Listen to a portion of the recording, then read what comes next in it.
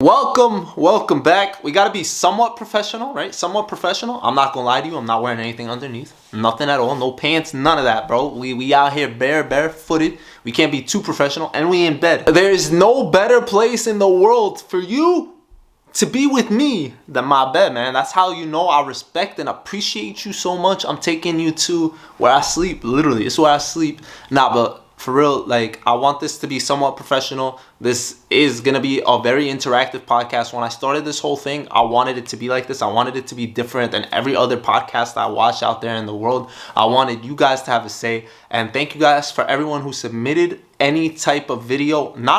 Pretty much none of them are going to be in this video. They're going to be starting mainly tomorrow. We do have one person talking today. And if anyone wants to talk at any point in my podcast, whether you want to be an actual guest where we interview each other or anything like that, we're going to have that as the playoff continues. This isn't always going to be the same format where you guys are submitting videos and stuff. There's going to be future stuff moving forward. Tomorrow's is going to be so much more professional. You guys just got to wait on it. Wait till tomorrow's video and see how it goes. But today's the first day of the play-ins, so I couldn't wait. How could I wait when there's playoff basketball being played? This is playoffs. Why is it playoffs? Because win or go home. That's how this is considered. The play-in tournament is something I genuinely like. I've seen a lot of people talking about this, how they don't like this. They don't think it's cool. They don't think it's fun. They don't think all this. But genuinely, I believe the play-in tournament is great for a lot of different reasons. It helps players and teams not tank as much. It helps players and teams fight for positioning at the end. This is something that really wasn't happening too much. And people weren't fighting for positioning. People weren't trying not to be the 9th or 10th or 8th or 7th and all this other stuff. Like, people didn't care. You either were in the playoffs or not, and usually didn't go down to the last minute, last wire. The play-in tournament is so cool, in my opinion. I love it. So today we're going to be talking about the 2 games that are going on tonight. They should be coming on right after this video pretty much. I got you guys set. I hooked y'all up. First team playing is my team. I didn't need anyone else to talk about them but myself. I'm going to talk about the Brooklyn Nets today. But if anyone wants to talk about them in the future, I give you guys every right to. Please email me. Tell me that you want to talk about the team, and I'll answer you back right away. I'll let you guys know what you need to do. But the Brooklyn Nets will be playing against the Cleveland Cavaliers. So let's talk about Brooklyn's season to start off. Brooklyn was expected not to be here at all. They were not expected to be a play-in team. They were expected to be pretty much fighting for a #1 seed. Kevin Durant, Kyrie Irving, and James Harden heading into this season. Definitely expecting big things from them, especially how they went out last season, which was with KD's foot on the line. They obviously were injured as well. Like, things didn't go as planned. And we thought this was the season they were going to get it clicking, make things happen. Obviously, it didn't go like that. Kyrie Irving was not able to play. They had to weather the storm without him as much as they could. Didn't really seem to work out too much. James Harden was kind of getting fed up. He didn't like it. KD wasn't there. Kyrie wasn't there. He was playing by himself. Kyrie became part-time pretty late into the season as well. He couldn't even make it part-time at one point. But when he was able to, it was too late, man. It was literally too late. James Harden basically said, "Get me out of here." He left. We know that whole story. I wish I was able to talk about that live, man. There's so many stories I wish we had this podcast going throughout the year. There's so many things, man. Like little trades, little big trades, I should say. There's big trades, little fights, big fights, like little everything. Literally everything I wish we talked about, even rumors at some point. So hopefully next season we can do this way more often. But yeah, no Harden, but Kyrie is now full-time. They got Ben Simmons, who we haven't seen at all. We'll see. I think he actually will show up. I think they're going to actually eventually get him there. They got big guys doing big things, man. Drummond's getting minutes there on that team now. Seth Curry has been balling, shooting real high percentages. It's a team that, all in all, they're happy to be here because no team is going to want to play them. They could be anyone on any given day. You got to always say that because they have 2 of the best offensive players of all time. Kyrie Irving, arguably the best ball handler of all time, literally. This guy has a ball on the string in a way we've never seen before. And then you got this other dude right here, Kevin Durant, who's arguably the best scorer of all time. He's a demigod. Sorry for saying it like that, but he's a 2K created player who literally can do it all in any different way. You don't want to guard him. They're a nightmare like to defend. You don't know who to guard, where, when, why. If they're clicking on any given night, those 2 guys can give you 40, 50 maybe. It's crazy. It's definitely crazy. You don't want to face them. especially if you're a higher seed. So if they sneak in right here at the 7th seed, you know they're going to be playing Boston. And that's one thing that basically Milwaukee tried to avoid. We got to say it like that. Milwaukee tried to avoid the Nets. They dropped down to the 3rd seed. They basically rested. They did what they had to do. And we're not going to say that. That's not what we're here to talk about. We're here to talk about the other team that overperformed. The Cleveland Cavaliers coming into this season, they were actually the 4th worst team last year. 4th worst team in the league. And no one definitely expected them to be anywhere of a contender at all. Or obviously being an A seed isn't really a contender, but you're contending for a playoff spot. That's what you're doing. And they did pull it off. A lot of young guys playing really well. Darius Garland became an all-star. Dude's been balling in ways we haven't seen. Jarrett Allen becoming a man of his own. I love that kid, man. I was a really big fan when he was on the Nets. I enjoyed watching him. Like, I knew he was going to develop into a great defensive center. We all knew that. But in the right pieces, you just have to have the right guys around him. In a pick and roll, he could be so lethal, so deadly as well. And the Cavs have been working him well. The Cavs have really good pieces. And like Rubio was doing really well, but he got injured. He was out pretty much for a good portion, and he's not coming back. But those guys have been balling. The rookie Mobley, who's going to have to really step up. He's going to be like a huge X factor in this matchup. We'll see how he does. Because honestly, the play-in tournament, the cool thing about it is it's not a 7-game series. It's 1 game. Like, go home, man. Like, that's all it is. You got to show up or you're packing. You're packing. You're not packing to leave completely on the couch, but you're packing for the next game. You definitely don't want to lose the first game.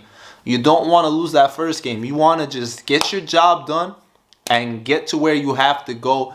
Is definitely something that a lot of teams or a lot of guys with experience know. They understand. Like Kevin Durant, Kyrie, these guys play in big games. They understand this for sure. There's a guy like Steve Nash, the coach, obviously understands that. The Cavs probably don't understand it as much. They don't get it. These guys are all young. They haven't been there. But these guys are the type of teams that you don't want to face. Like those guys that have nothing to lose. The Cavs have nothing to lose. They weren't expected to be here. So those are the teams you should be scared of. So honestly, I think one team should be happy just to be here as an A seed, like to be in this position. I highly doubt Cleveland will beat the Brooklyn Nets in Brooklyn. I just don't see it happening because of like the lack of Jarrett Allen. I feel like if he was there, I could say, oh, he could bang with Drummond down low. He can stop Nicholas Claxton a lot better than like him and Mobley. Like they'd be special together, getting minutes because these guys are gonna get in foul trouble.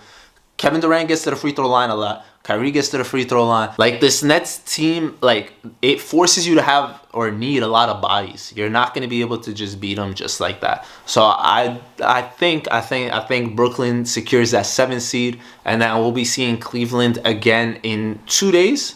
No, 3 days actually, because tomorrow the 9th and 10th seed are going to be playing. We'll be talking about that tomorrow. We won't be talking about that now. I want these to be as live and up to date as possible and not talk about too many teams. So tomorrow we'll talk about the 9th, 10th seed, and basically whoever wins tomorrow between the Hawks and the Hornets will be playing the loser of this series. So that's probably going to be the Cavs. In my opinion, if I was a betting man or if I was going to do anything like that, I would probably pick the Brooklyn Nets at home. I just see it going down like that. But let me know what you guys think. Let me know what you guys think is going to happen. And then for the next matchup of the day, we got the Los Angeles Clippers and the Minnesota Timberwolves playing for that 7th seed as well. So Minnesota finished as the 7th seed. They got home court advantage. LA is coming in as an A seed. LA is another one of those teams that are definitely happy to be here. Not expected to do what they're doing, especially that Kawhi's been out all year. PG was out for a good portion of the year. They got a lot of contribution from Reggie Jackson, who's been balling. Then they got Morris, who played really well as well throughout the season. Like, they all contributed. They had a lot of depth. Ty Lue showing off his coaching schemes and all that. But I don't want to talk too much. I feel like I've been talking for a long time. You guys have been hearing my voice for so long. So I'm going to let someone else get a say and let you guys know about the Clippers, because he's actually a bigger fan than me. He's way bigger fan than I am. He'll touch up on the Clippers season a little bit better than me. He'll touch up on the players that have been balling, what they've been doing, and this Minnesota Timberwolves matchup, and then I'll talk to you guys in a little bit. So let's hear what he has to say. Hey, what's going on, Most? Let me start off by saying I'm a huge fan of yours. Been a huge fan of yours for the past couple years since I started playing 2K. You've been one of my favorite content creators, and you were the first content creator I actually started watching and follow. So it's an honor to be on the podcast. But onto the Clippers. I think the Clippers have a really good shot of beating the Timberwolves because of the 4 times we played them, we beat them 3 times, and the one time we didn't beat them was without Paul George. So I think that going into this play-in game, having Paul George and now Norman Powell and Robert Covington will be a huge upgrade for us.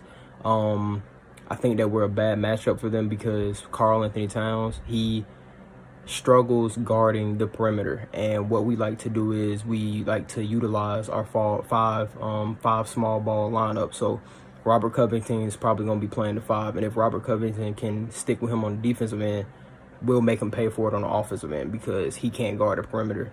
So if that's the case, I think that we'll win. I think that we'll win comfortably, but I'm not doubting the Timberwolves because they are one of the best. They're one of the better teams in the league, and they've really had a come up this year. Thanks to my guy, Pat Bev. I think he's been inspiration to that team. He's been the heart and soul of that team, and I think that's what they needed. And we've seen it throughout the year. Karl Anthony Towns he's been showing more emotion. He's been showing that he loves this game, and I think that Pat Bev has had a huge effect over there for the Timberwolves, but I don't think it's going to be enough. I think that Ty Lue has shown that he's a top 3-4 coach in the league right now. And even if we didn't have our star players, I would still like our chances. And if we beat them and we go into the playoffs at the 7th seed, I like our chances against the Grizzlies because with Paul George, Norman Powell, Robert Covington, all these guys coming together, as long as everybody stays healthy, I think that we can beat anybody. And if we can get out of that first round, I like our chances to go maybe even to the finals. And if we get Kawhi back, I think that we are the most dangerous team in the NBA. And because Kawhi, everybody knows Kawhi is a superstar. So if we get our whole crew back and everything just goes according to plan, I see us in the finals. I don't know who against, but I just waiting, and I can't wait for the journey. And it's been a great year so far, and I can't wait to continue. Thanks for giving me this opportunity to just talk about my favorite team on the podcast, and hopefully everything goes well. Thanks. So huge shout out to the biased Clipper fan. Nah, Caleb, we appreciate you, man, being on. Thank you for putting in your invoice and all that. Saying like, look, you touched upon a lot of big topics, a lot of great things. And I just can't wait to reiterate some of the things you said. You said finals, and I love that confidence, man. That's the confidence you have to be as a fan. You always got to be like that, no matter what team you're supporting. And I respect and I appreciate that. Now, one thing we do got to say is the fact that they did have a great season. They did definitely have a great season. Patrick Beverley, on the other hand, something else you touched upon, man. I love him being in Minnesota. I do think he is a big reason for why they're successful as well. It's just that grit and grind, that defensive, that's what's been helping the Clippers obviously win, right? Like whether it's Batum, Covington, whatever the case is, those guys just being a defensive presence, making it harder for other guys to score. And that's something they can throw at Minnesota for sure. They could throw that at Anthony Edwards, who's been balling, right? They can throw that at Karl Anthony Towns kind of in a way to try to contain him because Karl Anthony Towns has been playing out of his mind. The Minnesota Timberwolves were the 6th worst team in the league last year. Just like the Cleveland Cavaliers were 4th worst, they were the 6th worst team in the league. And D'Angelo Russell honestly hasn't been D'Angelo Russell as of 2-3 years ago. The way he was playing in Brooklyn, he hasn't found that in Minnesota at all. But they're still being able to click together. They're able to figure it out. Karl Anthony Towns has turned into a little Embiid in my eyes. He's becoming a guy that you just don't want to face. You don't want to play against him. You don't know what he could do. He can put up 40, 50, 60 on any given night because he could shoot the ball. He is a nightmare to guard. And I feel like Patrick Beverley gave him a little bit of that, right? We've never seen Karl Anthony Towns with this much emotion. It could be the loss of his loved ones. It could be him being tired of losing. Because one thing we got to note, and we never really talk about this, but a lot of these superstar players, right, that come into the league, like maybe not superstars now, but when they come in the league like high overall picks, whether we're talking about like say Devin Booker, for example. This dude was a winner. High school, he was a winner. College, he was a winner. He comes into the NBA and loses year after year after year after year after year. This is something brand new to them. They're just on a team that's bad, right? Because they're the star. They got drafted high, obviously. They're getting drafted high. Karl-Anthony Towns, drafted high. He's on a team that's not that good, and he's trying to play against men, no longer against dudes his own age and stuff. And it's tough to do. So when you finally get a little bit of experience, you got guys around you trying to pump you up, it gives you something to push for, and I respect it and I love it. They got a young coach. They're playing with nothing to lose as well. Definitely nothing to lose. This is going to be a great 7 to 8 seed matchup, man. I find like this game is going to be chippy. I think this is going to be straight up playoff basketball. Like, this is going to be what we should expect. I believe both these teams are going to make the playoffs. I will say that. Just because I don't see either of these teams losing back-to-back games. That's how I see it. It's going to be tough for either of these teams to lose back-to-back games. Just because, look, I don't really want to get into the Pelicans and Spurs right now because I want to talk about that tomorrow, right? Let's just see what happens here today. I really don't want to go all over the place. Like, I know he talked about if they win, whoever wins tonight is going to be playing the number 2 seed Grizzlies, which is crazy. They're a very young team as well, but they're clicking on all cylinders, playing well without Ja Morant. With Ja Morant, that team is just incredible. Like, they look like they're having fun. That's a team that has been balling since the beginning of the year. No one expected them to be this good, this fast, I don't think. Dylan Brooks, whatever. I'm not talking about the Grizzlies, man. Let's get this out of here. But I had to say something, especially that he said he thinks they could beat the Grizzlies if the Clippers make it through. And honestly, I'm going to agree to a certain degree. Just because playoff experience is very important, and the Clippers should have that, right? The Clippers, we haven't seen them actually like do anything major in the playoffs. But they have players that have had big roles in the past, and whether it's Paul George, whether it's Morris, whoever it could be, like these guys are guys that have been in the league and have been through big games, and that's something we can't really say about Minnesota.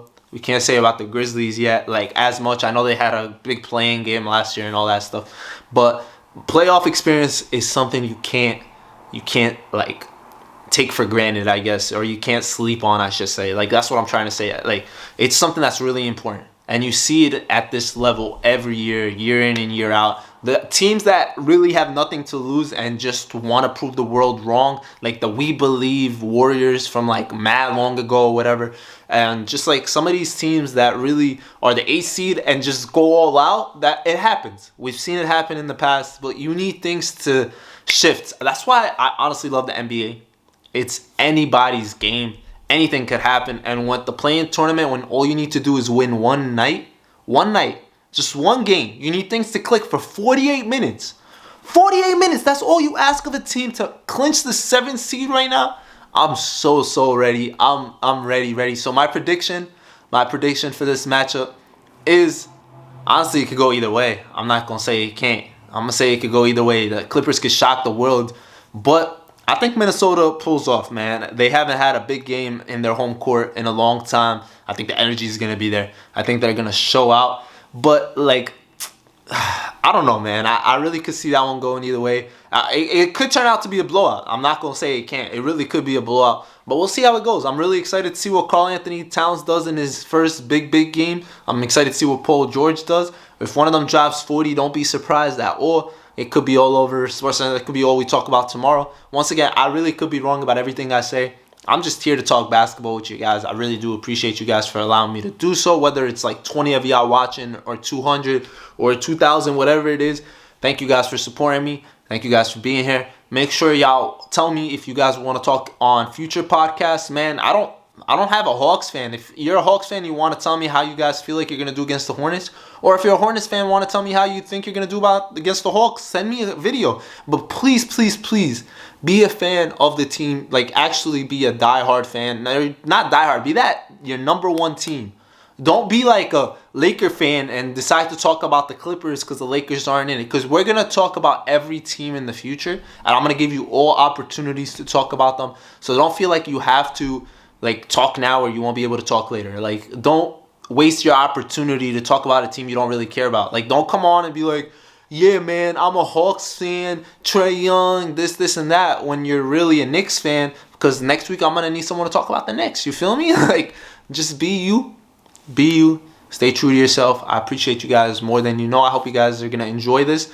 I'm ready for the playoffs, man. Put this on while you're grinding 2K. Put this on while you're driving home, whatever it is, and be ready to be on this show with me, man. This is going to be a journey. Like I said, tomorrow's going to be a little bit different. I'm going to be a little bit more professional with a lot of things. It's going to be some graphics and stuff, and I'm ready for it. I'm excited, and I can't wait till the playoffs actually starts because I'm going to have some of y'all on here live. I'm going to have some bigger named people on here live.